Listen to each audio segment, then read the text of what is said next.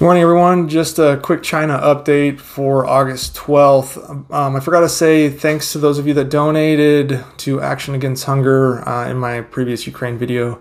Those donations will go up today. It was $20, which is absolutely great. We've raised $3,394 since I started this campaign in May, I think is when I started it. I think it was May. But still, awesome work. Everything that you can donate it helps, whether it's $1. I've had $500 donations, and that's amazing. But moving on, so the Chinese military has announced that it successfully completed the various tasks it was trying to accomplish in the recent drills around Taiwan, but warned it would continue regular combat drills against the island as it saw fit.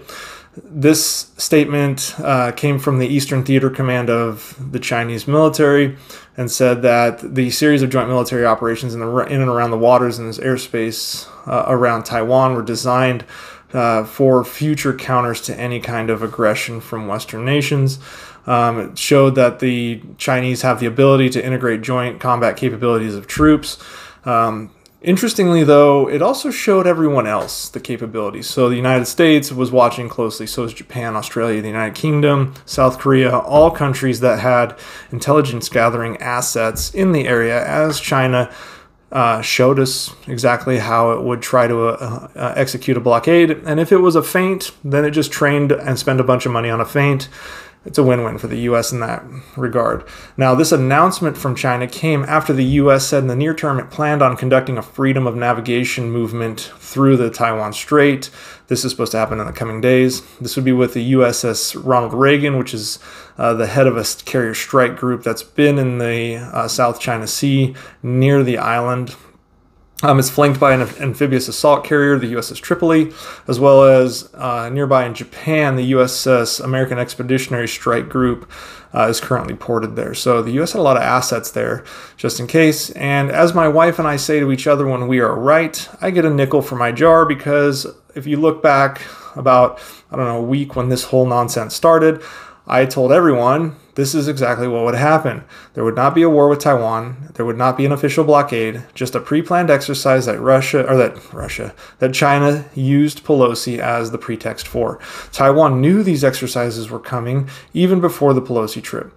Again, I don't think Pelosi's visit was helpful for what I believe is the short-term goal, and that's containing Russia, but China's reaction was a bit over the top. And it likely granted them less standing both regionally and globally. Now, meanwhile, in a kind of a middle finger from the U.S. to China, the Indian Army confirmed its plans to hold drills jointly with the United States less than 60 miles from what is called the Line of Actual Control, which is the de facto border between India and Western China's Tibet Autonomous Region. Now, the drills are called the Yuddabas Joint Exercise, and they were first held in 2002, so this is nothing new, but it's usually a joint exercise with India on Himalayan high-altitude training. And it's just interesting that the announcement came. It's interesting that India decided to make the announcement, which signifies continued tensions between India and China. Now, when I say high altitude training, they do this training at about 10,000 feet. It's actually pretty neat training. I've never done it myself, but I was in Korea immediately after the training, and some of the people that supported the exercise came back and told me about it. It's very cool. For those of you on the East Coast wondering roughly how high 10,000 feet is, think of the tallest mountain in the Appalachians and add 3,500 feet. The Appalachians, or what we call in the West Coast, those small foothills in the East, not necessarily very representative of how this training would go. Anyways, moving on to the economy, new bank lending in China has tumbled more than expected in July because broad credit growth has slowed. Chinese banks extended only $101 billion worth of loans, which seems like a lot, but relative to what traditionally it does is not. That's only about 1/5 of its monthly loan rate, and it fell short of many analysts' expectations in this arena.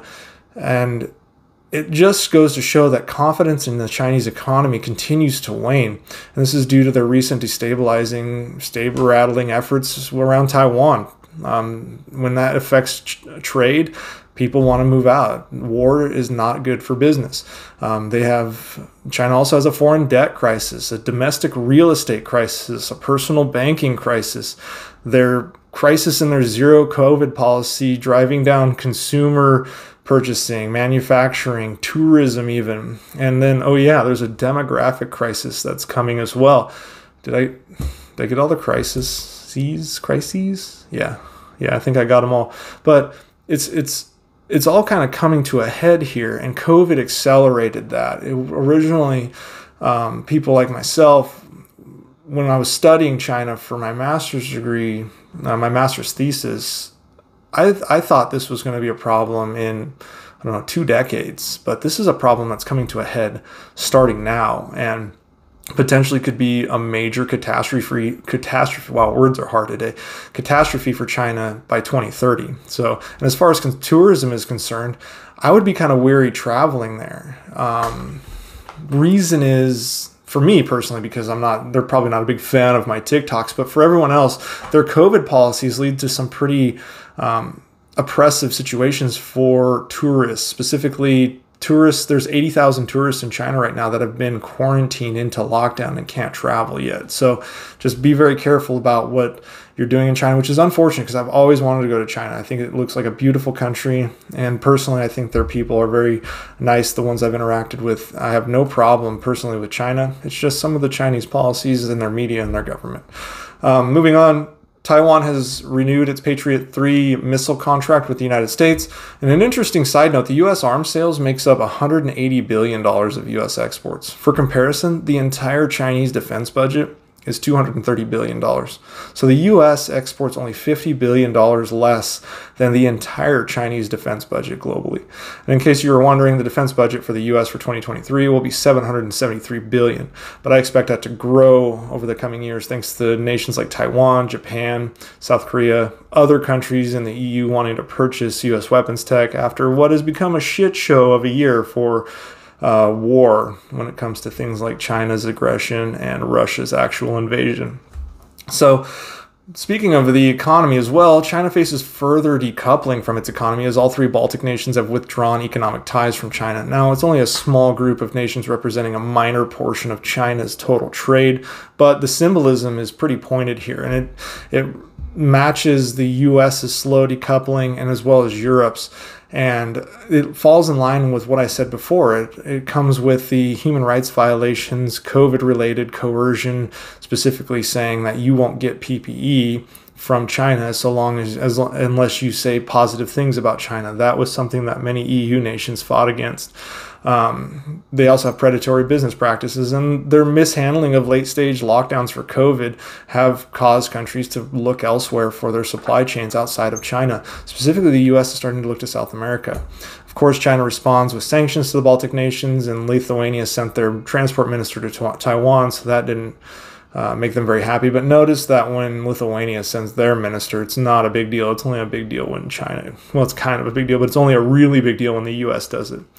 And then finally, there's been some scrutiny over TikTok from the U.S. government as it's been discovered that ByteDance, who owns TikTok, has employed roughly 300 employees that came from the Chinese government. Specifically, ByteDance is considered part of the propaganda arm of the Chinese government. So I'm not sure what the future of TikTok is in the United States.